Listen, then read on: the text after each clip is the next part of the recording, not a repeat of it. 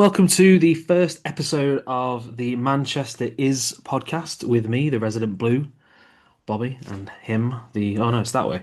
Him, the resident red, Alan. And yeah, it's the first episode of our new podcast. We've been thinking about doing it for a while now. So we thought, what better way to dive in when both teams are really shit? Yeah, Um, Best way to get it off your chest. Um, we're not going to go into like, who's me, here's him. No one cares. We'll just talk about the teams that you've wanted to talk about. So, yeah, last year, Man City and United have had pretty crap seasons for their standards. Um, Alan, do you want to give us a quick rundown of last year, if you can stomach it? Don't forget, we've not got that much recording time. yeah. Um, what's that James Acaster meme where it says started making it, had a breakdown, Bon bon appetit. appetit. Something. Yeah, that was Man United season last season. Like FA Cup win the season before, like going for it. We were like, yeah, this is it. This is the one, and then it just went to monumental shite because of Eric Ten Hag and just not being able to bring it back. This is the thing, I mean, because you think that there'd be some sort of like the thing is with United, what seems to be happening in the recent years is that you seem to have a little bit of a high, and then it just completely implodes on itself. Like you had the FA Cup win against us, in a repeat of the 23 final. You think you had Kobe Mainu and Garnacho get the winners in that game, and you think you just they push on, and it didn't happen. I mean, okay, so quick off the bat, this isn't a mudslinging podcast. We're not going to be sat here calling each other shite. There's no point in that. We'll just worry about our own sides. But yeah, you had Eric Ten Hag, who never he got you. The thing is, though, he got you a couple of trophies, but no one really wanted him from the sounds of things. And Like the you thing brought is, when in Ten Hag came in, I was fully Ten Hag. Like I saw what he was doing at where did he Ajax. come from? Ajax. So it was doing at Ajax. I was like, do you know what? I like it. Like he's doing something. Like I see where Man United could go with this, and he just couldn't. No. Just just couldn't. And I think recent revelations that have come out with Ten Hag and Leverkusen have Mm. kind of proved that he's a bit of a wrong and a bit of a weirdo for Well, that's his that's own come out. That's come out. lifestyle. That's come out today as of recording. It's the 4th September as of recording this, and he has been sacked as Bayer Leverkusen manager after 2 matches. And there's a lot of stuff coming out, which will probably come out. Some more stuff will probably come out. He was let go in November. I think it might have been October, just before the international break, if memory serves me right. He burnt a lot of bridges. He's the one who got Ronaldo out of the club. People thought it was probably the best to get Ronaldo out, but who knows? And then he brought in Ruben Amorim from Sporting Lisbon, who won the league with them, and there was a lot of optimism around. Were you excited to get him in? Uh, Listen, I'm not going to sit here and say that I'm an avid watcher of the Portuguese Superliga. Like, I couldn't have told you anything about Ruben Amorim, but at the time, I was very much stupidly probably. How bad could it get? It can't go worse. It couldn't get any worse than it is. So I was like, oh, like seeing a new formation, like that could be the problem, like doing this, doing that. And I was like, yeah, cool. Let's go for it. Like I'll always support my team. I'll always support the club. I'll always support the decisions that's made. Mhm. For good, for bad. But I don't think anyone when we sacked Ten Hag would have seen what the next 9 months would have been like because it's just been madness after madness after madness. Like I can't think of a genuine positive as a Man United fan in the last, well, at any point in the Amorim era so far. And there seems to be a lot of discourse online. You see it from the big names that time. You got to give him time, but how much time does he need? He's had a couple of transfer windows now. I mean, this is his first proper summer transfer window, which we'll get into in a bit. Um, but and I go, and of course, we're recording this after the first month of the season is down. So we'll get into the results. But do you see any difference between Ten Hag's United and Amarim's at the minute? It feels like we've got a manager that is not afraid to mouth his disappointment, his disapproval publicly. Whether people agree with that or not, I relatively like it, to be honest, for him to come out and say, not good enough, this, that, the next thing, because no other managers, apart from Fergie, has come out and said, look, we're shit, basically. Yeah. But I don't necessarily think we've got the squad for that criticism. I think we've got a very weak-minded squad at the minute. Well, we did. I think we've got rid of quite a few of those Mm. weak-minded players. But I don't think we've necessarily got a strong mentality within the squad to be able to deal with him publicly going they were terrible, didn't play the way it was to play. I think it was quite apt about the way that your season ended, in the sense that you had a terrible league campaign. Let's get that out of the way. That's not even shade. That's just a fact. It's just a matter of But fact. you did get to the Europa League final, which if you had have won that match, you would have qualified for the Champions League, which is what the goal was before the end of the season. You were one game away from he was one game away from achieving what he did. Spurs, on the other hand, were in exactly the same boat as you. They had a terrible league campaign, and it was more of a it's going to be papering over the cracks of a bad season, whoever wins this game. The problem is that you didn't win, and you have gone into this year with no European football at all. Um, Now fighting on only two fronts, which we'll get to, Dig. and it's you still managed to bring players in through the door, is that a Man United thing? What do you think it is about the club that manages to still get these people in? And if you say money, you're telling the truth. I wish I knew. I wish I could put I wish I could put a point on saying it's this, it's the philosophy, it's money. Some of it will possibly be money, but not all of it can be because I can guarantee that Newcastle were offering Burmo a lot more money than Man United are. I can guarantee that Sesko would have been offered bigger signing on fees at Newcastle than he would have been at United. That For some surprises me. reason, I just don't mean to interrupt. That actually surprises me. You actually think that Newcastle offering more wages than you would, because that's not I what the think narrative in the press is. I think so. I think so. I don't think they've come to us just for money because I don't think Ratcliffe sacks nearly half of Manchester and then does it again on wages. I just Hmm, maybe performance bonuses. I think maybe. maybe potentially they've got like a fairly decent standard of wage, and then they go, look, you score this in a game, you play this, you get this, you get XYZ bonus. But at one point, they couldn't even have their own barbecue. We couldn't even have to go for a Christmas dinner. And then all of a sudden, we've got 10 signings coming through the door. It Sat the just, tea lady. yeah, So we'll get into the start of the season as you went before the Arsenal game. Then we'll talk about that. Before the Arsenal game, how were you feeling leading up to the season? uh, how do I, not ready to cry, I think was the way that I put it. Was like I knew we weren't going to be like I saw a lot of United fans online going, "Oh, we're going to push for top four, top three, top four," and I was like, "Not a chance. If we get top 10, we we fight top 10 in a cup run, we'll be golden. Like It's an improvement.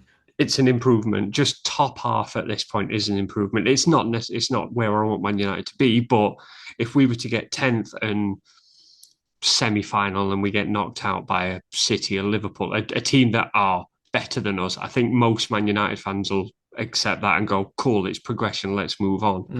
Hmm. But I just didn't believe that could happen because of what I'd seen in pre-season, because what I'd seen, the signings that we've made, the signings that other teams around us had made more importantly. Yeah, Like you've got yeah. Tottenham who have signed well, like Liverpool have signed incredibly.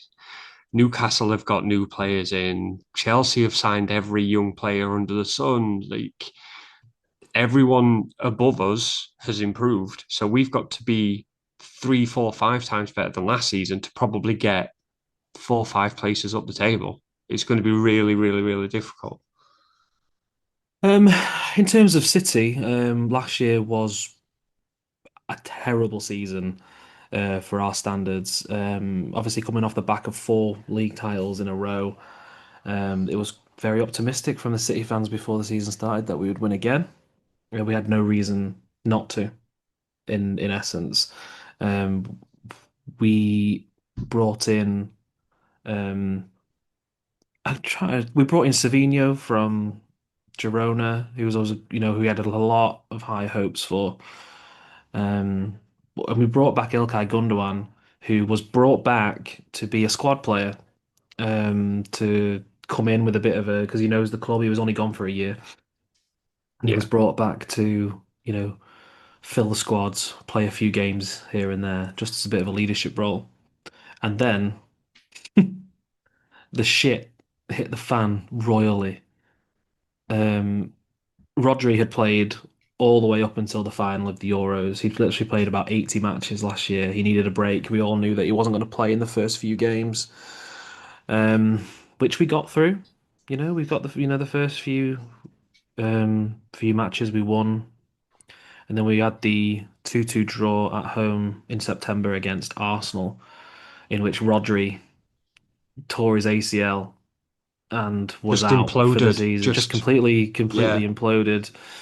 Um, which, people have said that if you take Roger out of our team, we kind of crumble. And to be honest, they're right. Yeah. We might be able to score goals, but we couldn't stop the other team from breaking against us because Rodri, yeah, he's vital going forwards, but he dictates games. He's Hmm. the one who he's like the metronome of the whole game. He does everything, whether the other team likes it or not. It's just what Yeah. happens. I always find And that with Rodri, you've freed up all of your front four or five, whatever you were yeah, playing. Like he absolutely. freed De Bruyne. He like Haaland didn't have to drop back to get the ball.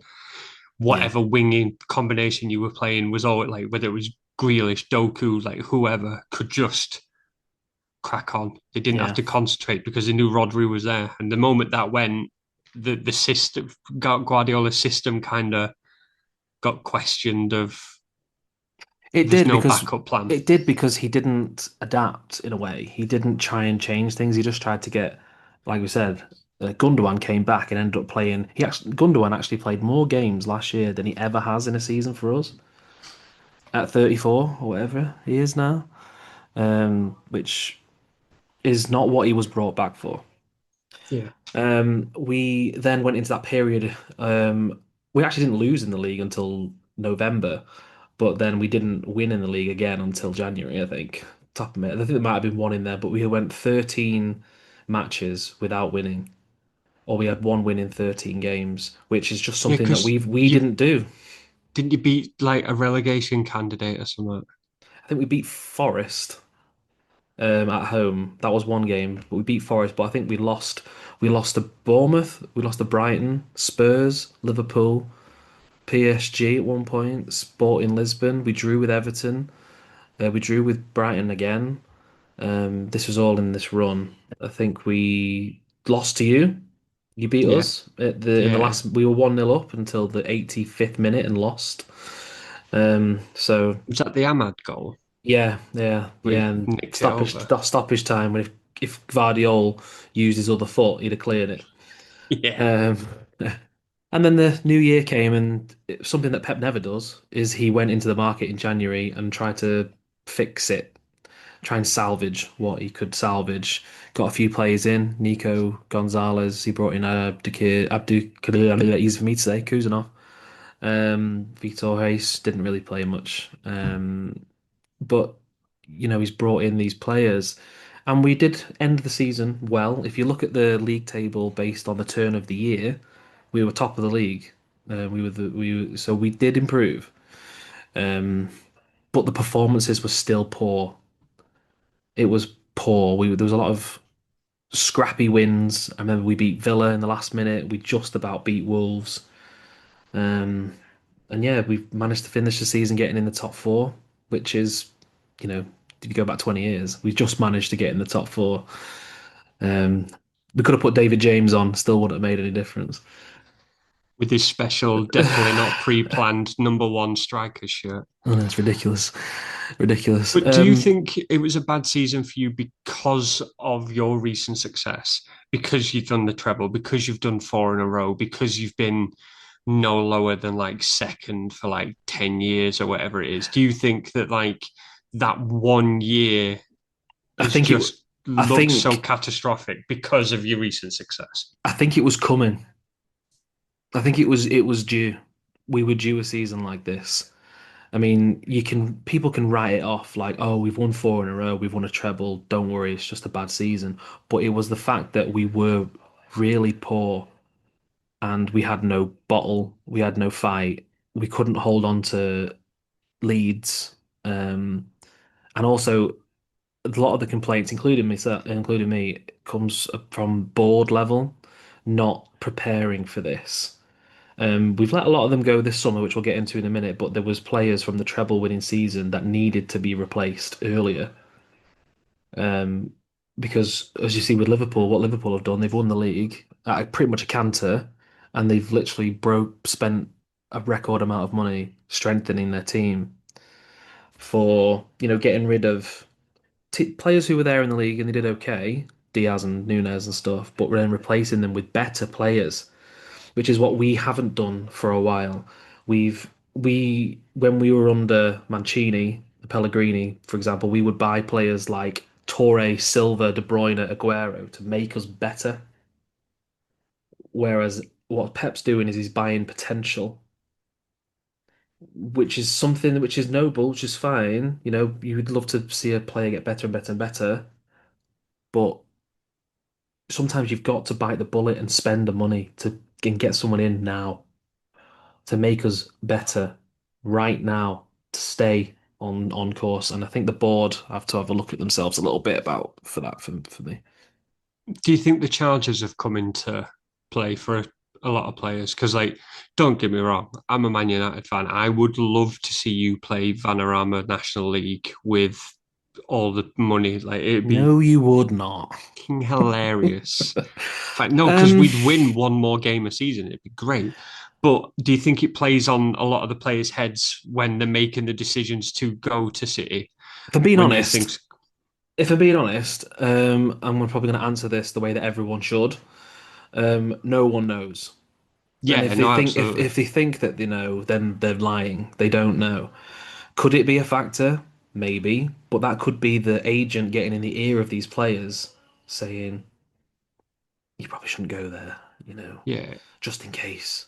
because like But the money can't be an issue because City obviously I think they're like third richest. I think Newcastle pipped them when they got bought out by yeah, Saudis, didn't they? But like I think so. something that they're one of the richest clubs in the world. So like money's not an issue, revenue's not an issue. I think you recently, I think today actually, you've been said that you've got like this second, third highest revenue in the world football. I think I it's think Real Madrid above you. I think the good thing is that with us as a club as well is that we sell quite well. Yeah, you We do. we Yeah, managed to get a lot, so we bring in money to be able to spend it. But I don't know. I think like it's been a while since we've gone out there and put a bid in on someone outrageously. yeah, It'd be nice to do it, but I don't really know who they would go for that would fit the system that would be available anyway, so I'm not yeah. sure. Um, right. So that's the seasons last year summed up. Let's go into this year. So, Alan, I have got here a list of Man United's ins and outs. We'll do the outs first. We Um, are on limited time, so go through these quickly because there's a yes, lot of them. there's a lot of them. So you've had the easy ones. Johnny Evans retired. You released Christian Eriksen. You released Victor Lindelof. That was all before the transfer window opened. Everyone knew that was going to happen. Any thoughts on them? Fine with it. Johnny Evans, Christian Eriksen, fine, no problem. Like, did a job, but you could see with Christian Eriksen towards the end that he was making Casemiro look like Usain Bolt in some places. Like he was so slow. Johnny Evans, I understood he's 36, 37. He's a fantastic servant for our club. He's done everything, won everything. Fantastic. But again, he's 37. Like I completely understand it. I never understood why they let Victor Lindelof go. That must have No. been a Lindelof decision because if we're short and we always struggled at the back, Martinez is injury prone. We always needed an option at centre back. So I don't understand why we made the decision to get rid of Lindelof. I can only think it was a wage thing where he goes, I'll sign, but I want this. And the club have gone, nah, you're not worth that. Because he's not a world class player. Like he's not, but he's a fantastic rotation option. He's like a Wes Brown. Like he's not gonna expect to start every game, but It's when you've good. Good. got That's a good comparison actually. Bit of a John O'Shea, bit of a yeah, Wes John Brown. O'Shea, Wes Brown, like Keep him those around. kind those kind of players where like, oh, Harry Maguire's not quite. We need a bit of pace behind. Like we're playing against a quicker back line. Drop Maguire, bring in Lindelof against Martinez, and you got a bit of pace. But again, not Yeah. overly fussed. I just thought it was a bit strange that they got rid of him, but Mm. no one picked him up for nearly 2 months. No. So something Yeah. must have Always been. ended up at Villa.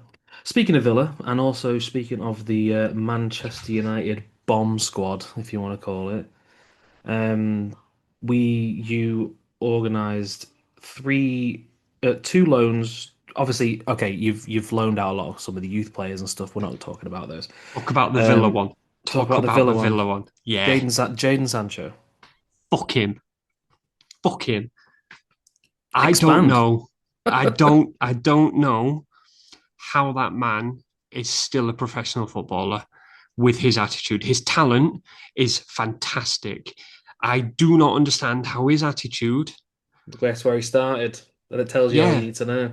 but his attitude of like statements that have come out recently that in his time at Villa, his time when he went back to Dortmund, when he was at Chelsea, missing training sessions, not turning up. Ten Hag gave him 3 months off for his mental health and got lambasted for it.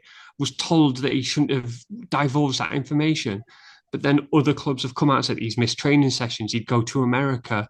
He'd spend all night speaking to his girlfriend in America and not turn up to training. He's too busy playing Call of Duty. And then Chelsea paid £5 million to not keep him on a That's the telling thing there in it. I'm going to pay you to not have this product. on an agreement that we had 12 months ago that we would promise to buy him.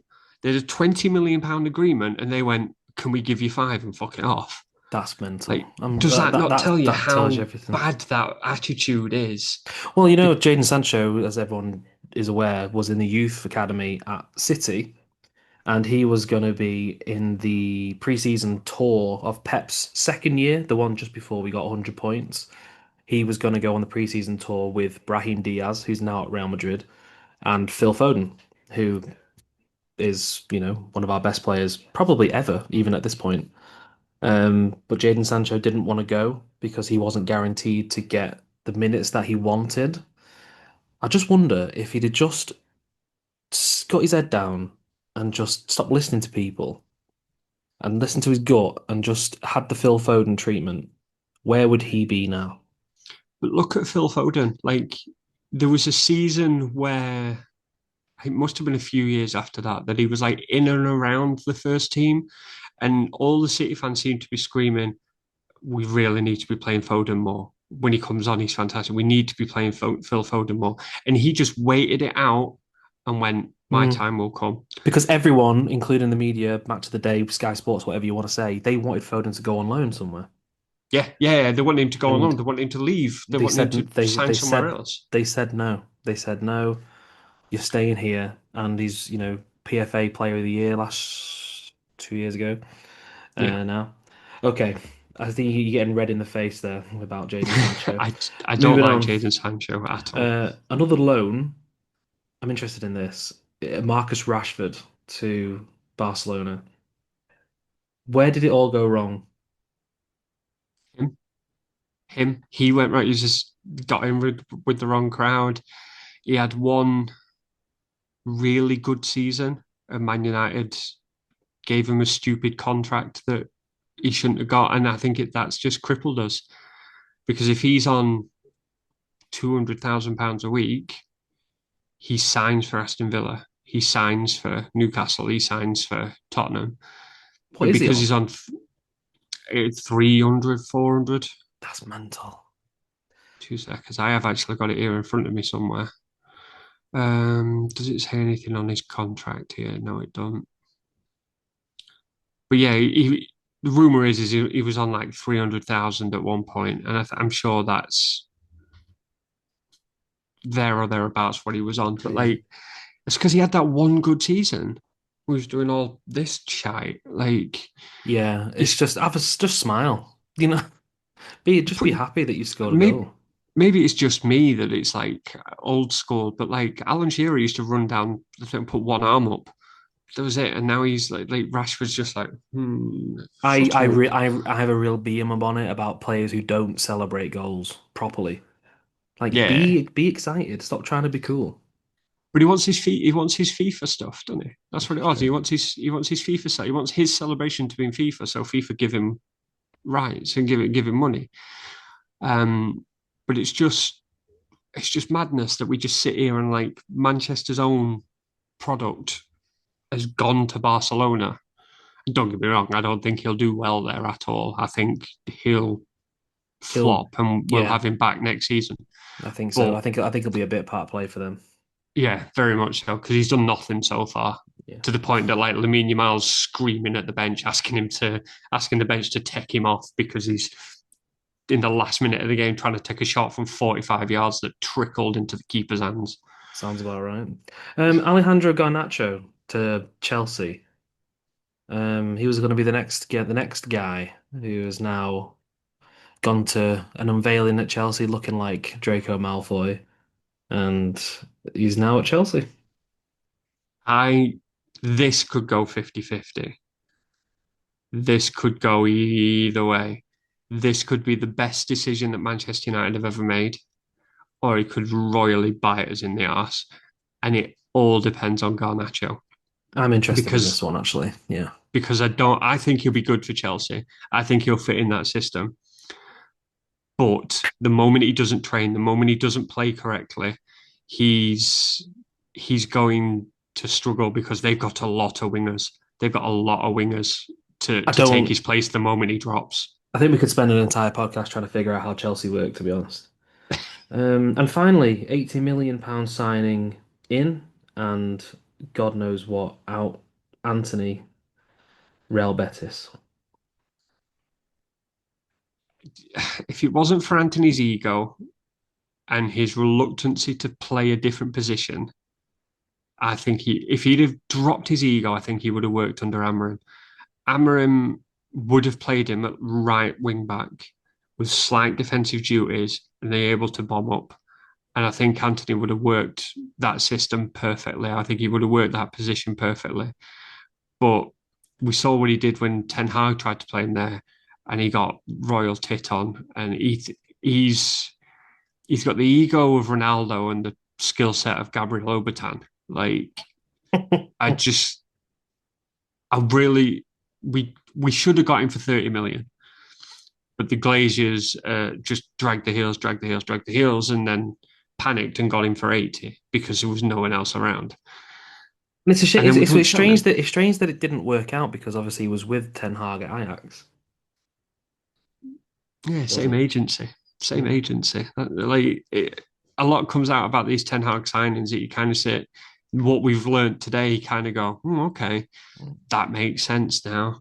Yeah. Like they're all under the same agency. They all get like, Yeah, it's interesting. I'll have to have a look into that actually. Probably should have had a look into that. Incomings. Like you say, you needed to get some players in. You did this. We did a couple of pieces of business quite early.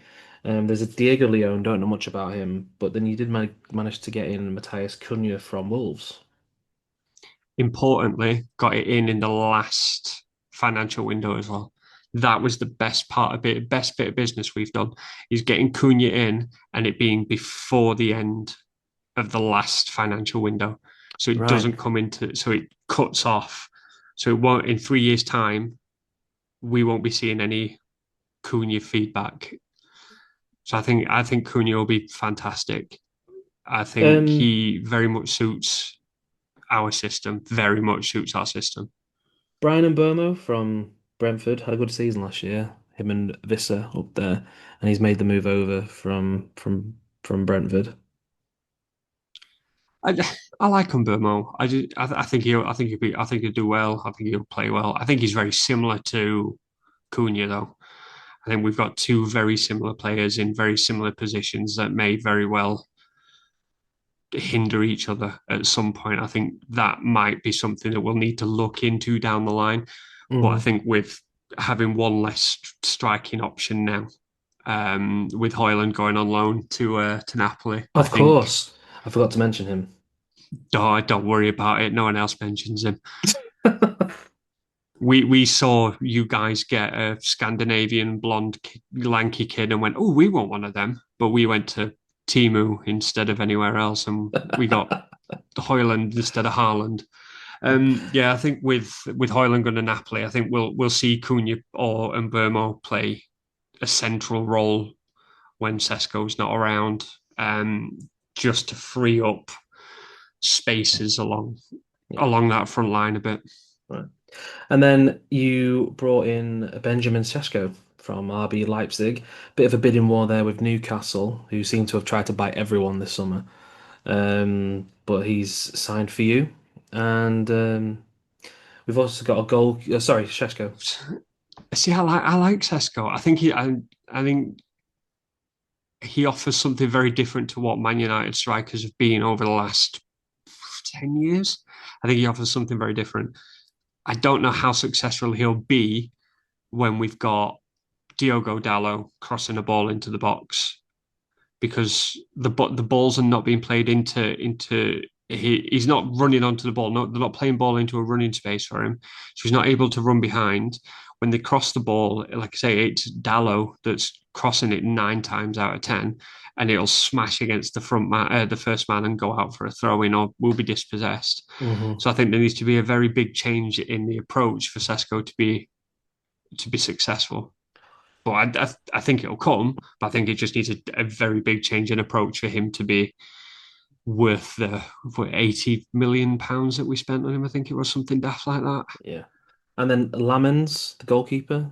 I know that you do need a goalkeeper, but I don't think this is the one. I believe you were thinking about buying Donnarumma, more on him later.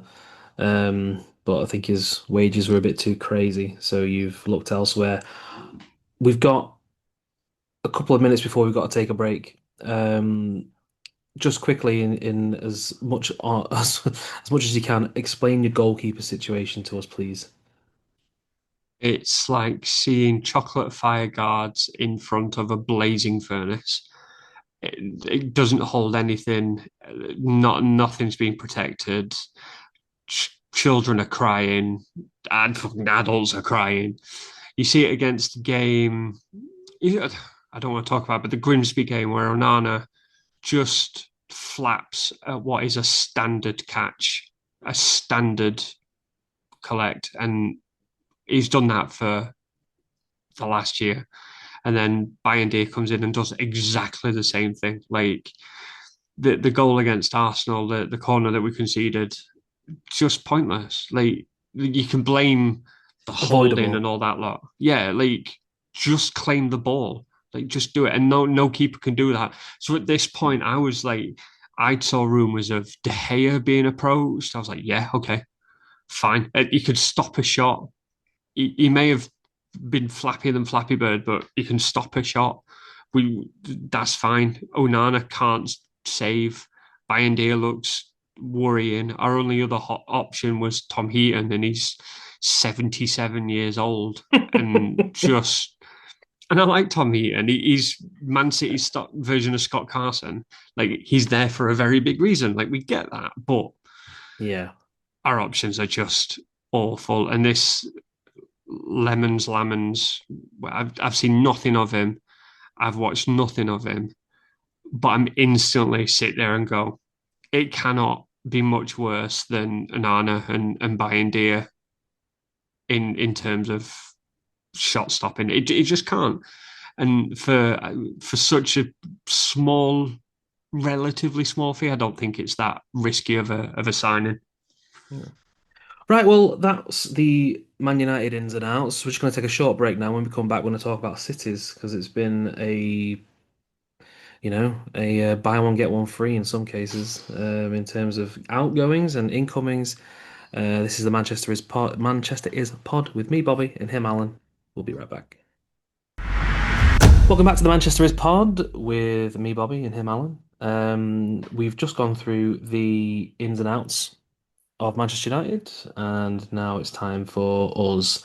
How much time have you got?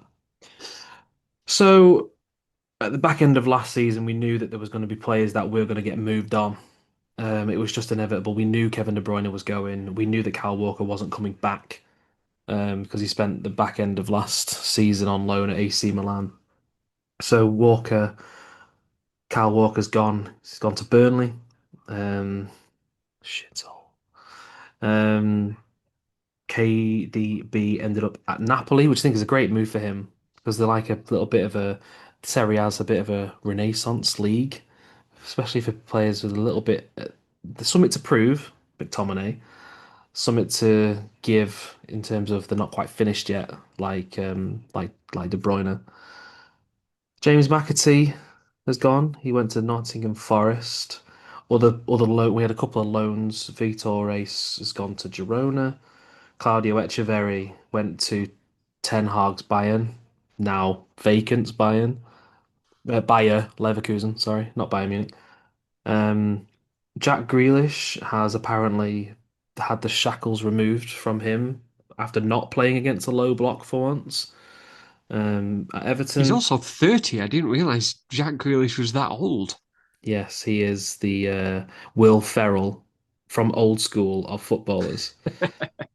Have that reference, millennials. Um, and then towards the end of literally on deadline day, and beyond, we've seen the departure of Manu Akanji on loan to Inter. Ilkay Gundogan left again, to Galatasaray, which is nice for him. That's his team when he was a kid. And we sold Edison to Fenerbahce, which is tough to take in a way. I mean, we're all great City fans at sitting there and tearing him down when he does a stupid flipping pass or he doesn't save something, but be careful what you wish for, and you won't, In terms of incomings, I don't really have anything to say about the outgoings. I kind of agree with them all, except for maybe Edison, which I'll get into in just a sec. McAtee wanted more time, and I think that's fair. I'm kind of gutted for him. City fan, local lad. He's had to leave to try and establish himself even more. Luckily, we got a buyback clause on him, and we've also got a sell-on clause for him as well. Which is something because we should say we got a new director of football this summer, Hugo Viana. He replaced Cheeky Begiristain, and he's gone in aggressively with a lot of these deals. Incoming wise, we did quite a lot of our business before the Club World Cup, because FIFA allowed new signings to be registered for that tournament. We brought in Ryan Aït-Nouri from Wolves as a left back option, the first left back we've bought since Redacted. Um, the um, the other year, and he's gone. He's gone.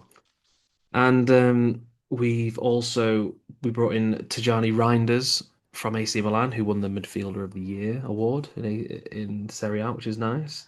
Ryan Cherky, who gave you a tough time last year. I know that you got through that tie against Lyon, but he he gave you a bit of a hard go of it. Marcus Bettinelli from Chelsea is a third choice goalkeeper. Should say we released Scott Carson, which is the worst one. I'm very sad. Um, RIP. Pour one out for Scott Carson. And yeah, we had them, and then we had the Club World Cup, and then we had a break, and then when we came back, they went full force into Burnley and basically snapped him up from Newcastle's noses. James Trafford. We negotiated the buyback and the sell-on clause, managed to get him for a net 13 million quid, um, based on how much they paid us and we paid them back and etc., waiving fees and all that kind of stuff. James Trafford, who I've always thought is pretty decent. I quite like him. You know, he did a good job at Burnley last year, 31 clean sheets, which is mental. Um, but I we genuinely think that's a really future signings have negated this, but at the time, I thought this was a fantastic signing for you guys. I thought Edison was staying. I thought you got James Trafford and you'd be able to rotate the two. They'd get some night. He'd get some nice game time in. Edison would leave at the end of next season, and you would have like the smoothest track. I was genuinely saw that and went, "Shit, they've done this really well. They've done this really well." couldn't believe that everyone got it as well. It wasn't just like City fans that were like explaining why. Everyone understood. Trafford was going to come in and be the understudy to Edison, and then as the season progressed, and hopefully, we stayed in cup competitions, and Trafford would play in those. He'd play in the Champions League games that may have been more winnable in quotes. Um, and then as the season went on, Edison would play less, Trafford would play more, and then Edison would have his little swan song, and away you go. But that didn't happen. We all of a sudden, I feel like it just came out of nowhere. Um, Fabrizio, I can't stick him by the way. No, he's a twat. Fabrizio Romano came out and said that we were interested in Donnarumma, who wanted out. Actually, he didn't want to leave PSG. It was Luis Nope. Enrique who wanted him to leave, which does say a lot. Um, and now I don't know what's gonna happen. I honestly don't. We've got James Trafford, who's come in with this plan. Yeah, he's probably unless the only thing is that unless he knew before he was signed that Donnarumma was coming in, and that was the thing that was happening. He must have known. Because I would have signed for Newcastle. No, I wouldn't. I wouldn't do that. I wouldn't. I wouldn't. I Um, just but yeah, it's gonna be. I'm gonna be really interested. And the annoying thing is that we've now on an international break as of recording, so we now have to wait. see the James Trafford thing. It's so strange because I'd love. I know we're never going to get it. We're not going to get it until he leaves. But I'd love to know his thoughts on the timeline of what happened and when, and like you say, whether he knew or whether he knew something was coming because his pen was millimeters away from signing from Newcastle. Pen millimeters away, and then City have come in and went, come home, come come to City, come back to where like be our keeper, and he's gone, yeah, fuck yeah. There must Mm. have been a conversation where they've gone, this is the project, this is where we're going to go, this is what we're going to do, and either that included they've gone, look, we're going to bring in another Edison's going, so you get some game time, but we're going to bring in another keeper who will also get game time, and you'll have competition between the two of you. But I wonder if that was ever discussed to be the best goalkeeper in the fucking world was coming in. I know. He literally just won the Champions League. He's probably going to win the goalkeeper Ballon d'Or, whatever that's called. I've forgotten.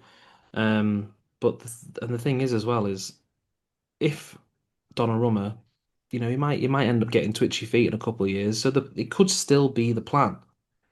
Donnarumma will be the number one goalkeeper. Trafford will play in the other games, and then Donnarumma will phase out. Trafford will phase in. But Donnarumma's only 26. Everyone has to remember Donnarumma's been this. playing for 10 He's years. been He playing debuted for professional AC for Milan. 10 years and he's only 26. He debuted for AC Milan at one of the best clubs in the world at 16 and stayed number one for ages as a babby. He could literally Like, play, he could play for another at least 15 years. Easily, easily because as a goalkeeper. goalkeepers do have longevity in that sense. So I don't know. It's gonna be interesting because everyone's like, oh, he can't play with his feet, blah blah blah. But Pep wants him, and if there's anyone that I trust in that club, it's him. He Because might not that's get it the right reason every why. time, but if he wants him, then we go with Well, it. that's why PSG got rid of him, didn't they? Because he can't play with his feet, and Enrique wants goalkeepers to play up from the back. That's the rumor as to why Enrique seems to have got rid of him because he's not a ball playing goalkeeper. So Mm, do you think that maybe that Pep's got to slightly rejig stuff definitely, tactically to definitely. bring in? Because I think he maybe saw that with Trafford as well, where he's gone, oh, he's been okay with his feet because he was great at his feet at Burnley, and then he's come in for these like first couple of games at City, and do you think Pep's gone? Ah, we might be in trouble here, and It's then interesting. he's It's gonna in. if I was going to say it's interesting you say that. I mean, we'll get into it when we go through the results about and but yeah, it already looks like that we are changing things already. Whether it's for the better, whether it's for the worse, I'm not sure. I guess we'll figure it out. But but yeah, so that's us. It's we also signed Sven Nijpan, who's a very good young player from Rosenborg. He's now on loan at Middlesbrough. He's got a big future, apparently. I've never seen him play. I wouldn't know. what do you But think yeah, to Shirky? What do you think of Shirky? I was impressed with him in the Club World Cup. I think when he came on in those games, he did some nice stuff. But the Spurs game in particular, it was all wrong.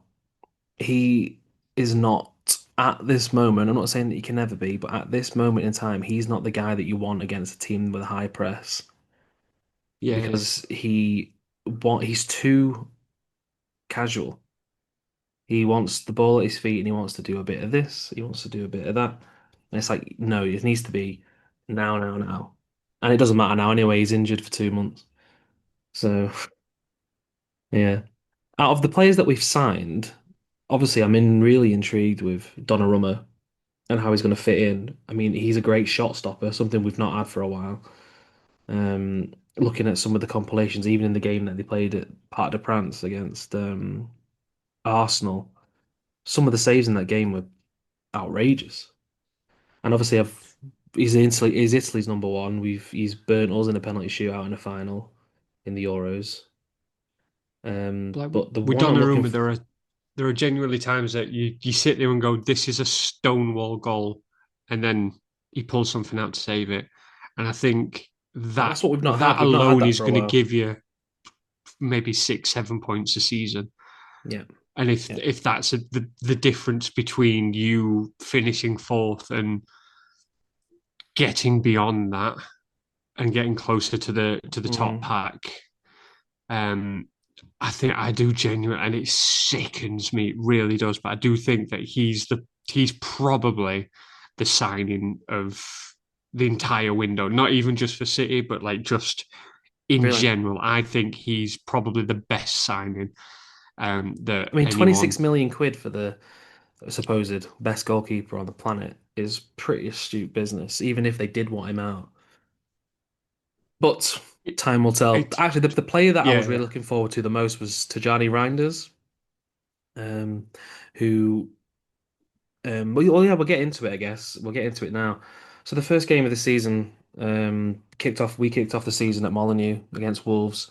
Bit of a cagey start, but we managed to get ourselves in front through Haaland, and then we got a second goal just before half-time from Reinders. He's completely bossed the midfield, got through, scored a nice goal. He was involved in the third goal as well, which was for Haaland again. And then Cherky did come on and get himself a goal. So 4-0 win starting away from home. Really, really nice. Everyone bigging up Reinders as the best player in the world because that's what we do. And then it all comes crashing down. Just quickly to go back to Wolves. Did what at the end of that game? What were you thinking? Like, were you sat there going, We're "Oh on it fuck here. yeah, we're back, we're Oh, back." yeah. Yeah, absolutely. You can't not think that. Um, we 4-0 away from home, really astute performance, good saves. Trafford played well. Cherky came on, had a nice cameo. He's got a goal. Reinders ran the show.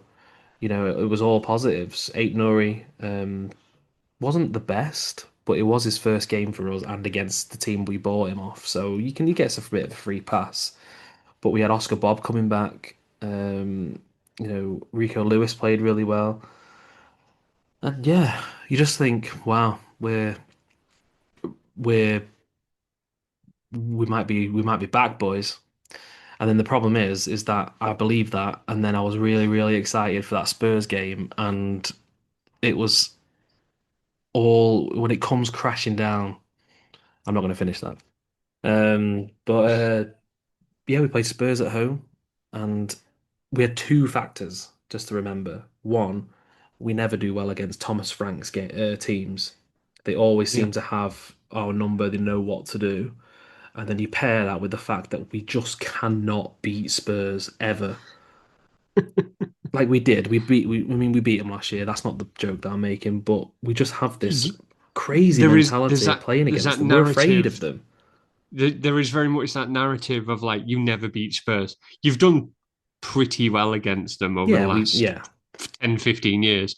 But there's always that narrative. I think you've gone back to like the Redknapp era where like Pavlyuchenko would like knock one in at front post and you'd lose 1-0 and like it's just silly little games like that. They've just built that narrative into going to Spurs games that every City fan goes, fuck, I don't know, you know.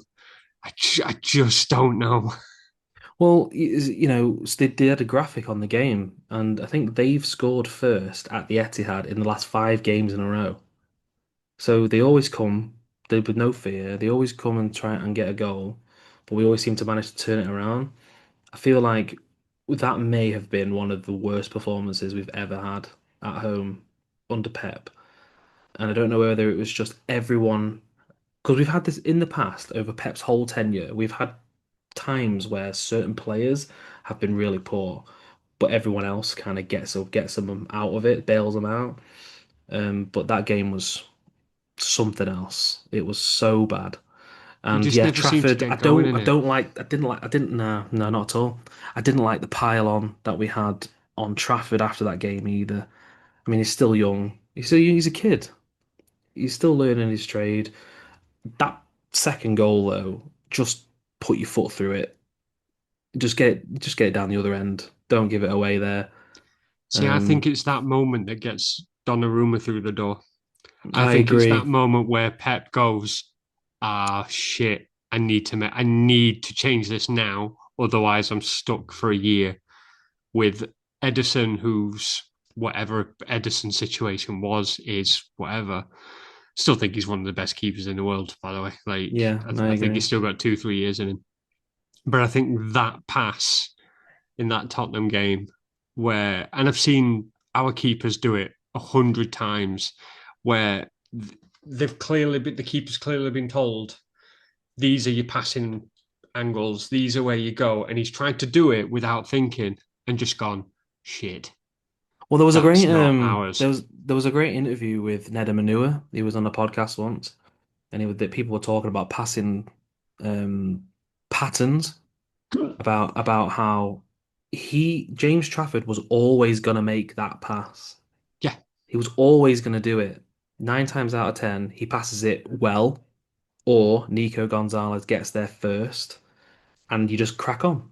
But if he was told to do it again, he would do the same pass, and that because that's Mm-hmm. what they're trained to do. It just when it doesn't work, it's really bad. And someone put a side by side video. Edison did the exact same thing last year Really? or the year before. It was one of the games in the last year or two. We conceded the exact same goal twice. But we won the other one in the end.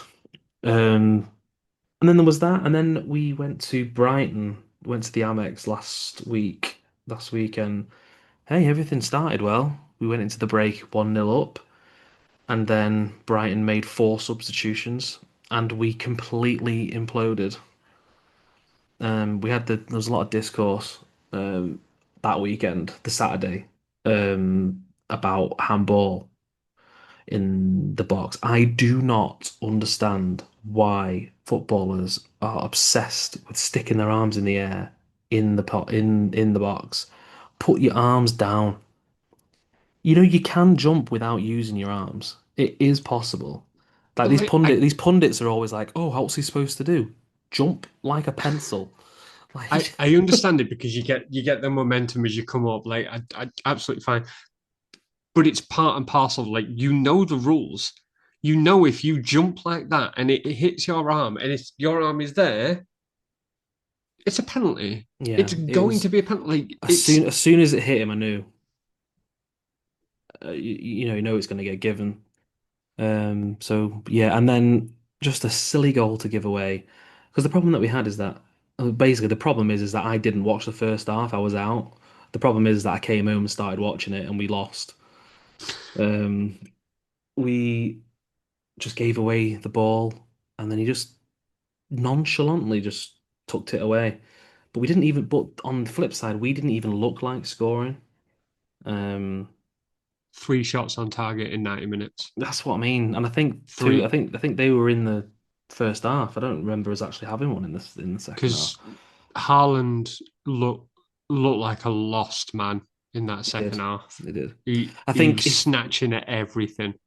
if I'm being perfectly honest, if you're going to start down a rummer, Haaland's support has to change because someone if he's going to be playing the ball long, Haaland Haaland for me can't be the one to drop deep to win the header because who's he flicking it onto? Yeah, Someone else yeah. You should not be got in someone there. to get that header.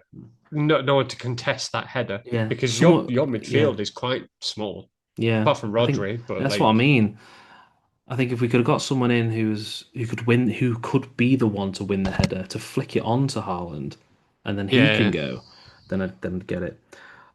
So yeah, three games, one win, two defeats. Not the best start in the world. Upcoming fixtures aren't very kind to us at the were you moment. expecting 9 points out of those? Like realistically, were you looking at that the I first? was looking at the first five fixtures a few weeks ago, and I said if we could avoid losing any of them, I'll be happy with it. I Hmm. think I saw Wolves as a win. I saw Spurs. You never know what Spurs are going to turn up. Brighton away again. In a way, you never quite know what kind of Brighton's going to turn up. It's one of those messy games. Yeah. United is a write-off. I don't ever want to know. It's not going to do well for our little segment later. But I'd never really predict the derby. And Arsenal away. If we could just not lose, but that's not how we go against games. But yeah, on to you guys. Nah, let's forget about us. It's fine. No, Don't we're worry doing about it. us. No, we're doing it. First game of the season. Arsenal. Ricardo Calafiori bags the header at the back post with that Bayern mistake, like you said. Lost 1-0, but apparently positives. That's all everyone was going on about. I, going into that game and seeing what I'd seen in pre-season, knowing that the signings that we'd made, knowing the squad that we were turning up with, if you'd have said to me, "You're going to come off that pitch looking like the better team and lose 1-0," I'd have gone, "Yeah, all right, cool, fine, I'll take it. I'll take it right now. Like that's Mm. fine because these games we've just been outplayed, outshone, lose 1-0. Fucking, that's just how we've gone against Arsenal for the last however long." Freaking Um, ain't losing to Arsenal though. yeah, it's horrible. It's genuinely terrible. The issue that I've got is that, but like you said, the Bayern mistake it is what it is. The Bayern mistake is ridiculous. Like I don't understand how that's happened. I don't understand why they've got away with it. I don't understand why the defenders haven't done anything. I don't understand why they've not defended the goalkeeper. None of that situation. They did that exact same thing on every corner last season to us, and they've just not learned from it. So here's what it is. Like we lost 1-0. I think we were unlucky to lose 1-0. I think if we'd have got a draw out of it, I think everyone would have accepted it. But it was just, yeah, it was the way it happened was just really, really disappointing at the time. I am with you. I think you can have positives in defeat. You can. It is an annoying way to start a season though. I feel like this is happening more and more. I swear 20 years ago we never used to get these big boys playing each other on the first weekend. No, you used to get like Man United versus Blackburn and I like remember I remember one year, I think it might have been Mourinho's first year at Chelsea. You played each other on the first day of the season, which I thought was really weird. yeah, because Um, it used to always be champions versus a promoted team. mm, They always put no, I that agree. on there, but like, yeah, we they've just it's TV, I suppose now, in I it. guess Like so. They want they want the someone in, big don't they? games in. Yeah. Yeah, So Fulham, Craven Cottage 1-1. You did take the lead in that game, but couldn't hold on to um, a 1-1 draw. yeah, that was a hard one to take because that that Fulham equaliser was just it came out of nowhere. Like they just walked through us, and it was just so easy. Um, Yeah. Fulham were the better team. Like they had better possession, they had better control. Like both teams were a bit shoddy in front of goal, and it was just one of those games that I watched it live, and I was like, I know where this goes. Like they equalised, and instantly went, we're losing this. We're going to lose this now, and I that's mean, the level that we are at the minute. you managed to hang on for a draw at least. Um, and then League Cup round two, Grimsby Town. Um, just we've not got a lot of time left. So I'd like you Let's to skip it try then. your Let's best. skip it No, then. no. It's what the people want, Al. Um, I know that you're the misery king, but we've got to get through it. This Tell is me why I about am the misery Grimsby. king. Go. I just, Let me ask you a I question did, before you start. Let me ask you a question yeah, before you start. Would you rather have just lost? yes, Yeah? yes, yeah. I'd rather have just because these results happen, don't they? These results happen. Like we had it, we lost at York City once, and like Coventry nearly rattled us in the semi-final, and like it'll have happened to City at times. Hmm. Like Liverpool got knocked out by someone stupid. Like was it Plymouth or something daft like that last season? Like Yeah, they did. these results happen in the cup, absolutely fine. They shouldn't have happened 3 games into a season when the teams are fresh. I think that's the thing, And isn't it? That's the key. It's not like it you're wasn't a playing someone weak in side Jan. side. Yeah, you're not playing someone in the FA Cup in the middle of winter. After six hard months. It's the third game of the season. But like the and Grimsby for a League Two side, they are capable. Like they were fucking up for it. They were all over it. Like it's fantastic. Like fair play to them. Like can't fault them. They fought until I mean they played with an illegal player, so fair, like they should be disqualified and we should be put back in. But yeah, it's just madness that I'd much rather have lost 2-0 than got it back to 2-2 and then watch the worst Arguably, penalty shootout. arguably could and should have been more. The offside Um, was really harsh. yeah, yeah. Um, but So, yeah, and then I saw one meme that said this kids haven't even gone back to school yet, and United are already out of a cup. And then this past weekend, you managed to get your first win of the season. You were actually streaming live on TikTok, by the way. Give us your TikTok handle really quickly. I don't know. He doesn't know. I'll post it. I We'll He put it doesn't somewhere. know. He doesn't know.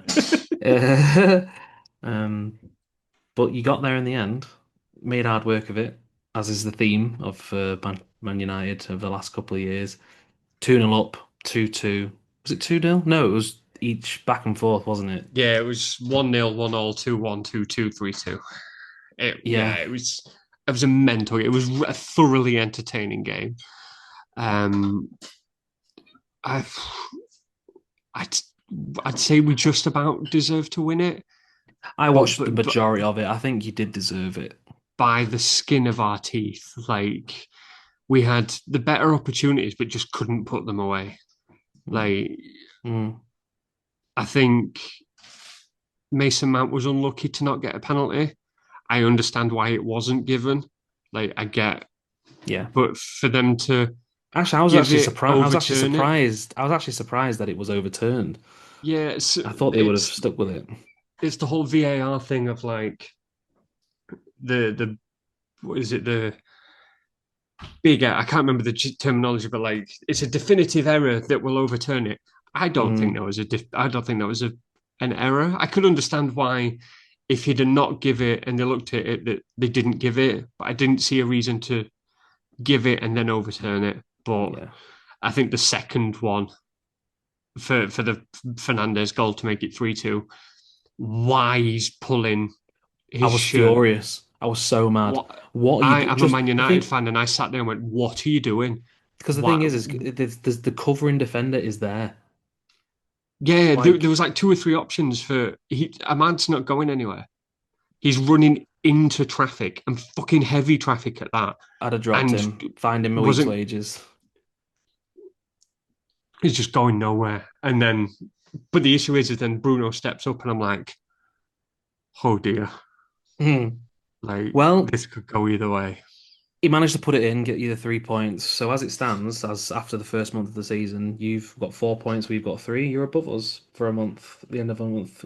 It's the small victories for you, isn't it? Look, well, take what I can take at this point. I will very happily take that. And we're only like 3 points off top four. So Hey, well, I know where you can get 3 points from. Um, as we are network, so just to we'll wrap up this first episode as you know, luckily in a way for a debut show, it's currently the international break, but the first fixture back for both teams, it is the Manchester Derby at the Etihad.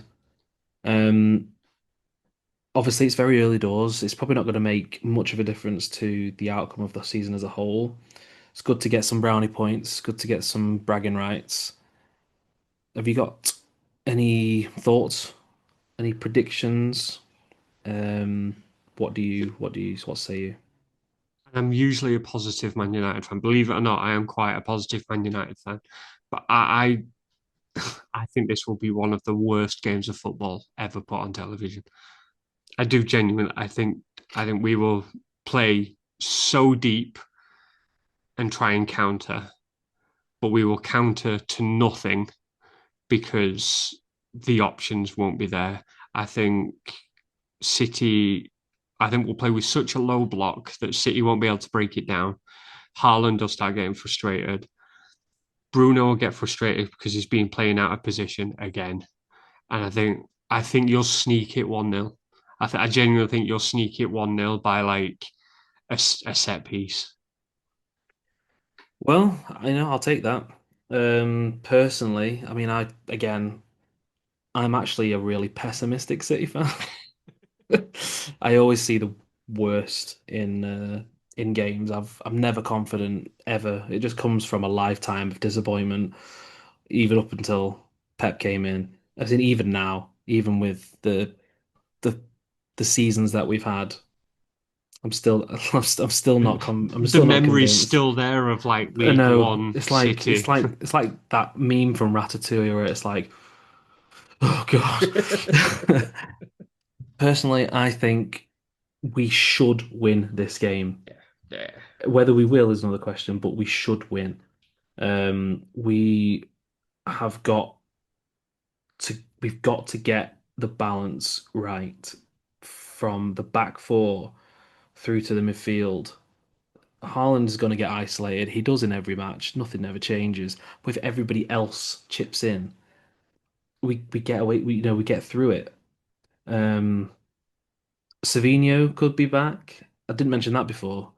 Savino had this saga whether he was going to go or not, and it was apparently blocked by Khaldoon that he didn't want him to go. Um, so he should be back. So if it all goes to plan and we do what we need to do and we actually take our chances when they happen, because that's another thing that we don't fucking do, is we never put anything away when we have the chance. I'm going to go for a 2-1 win.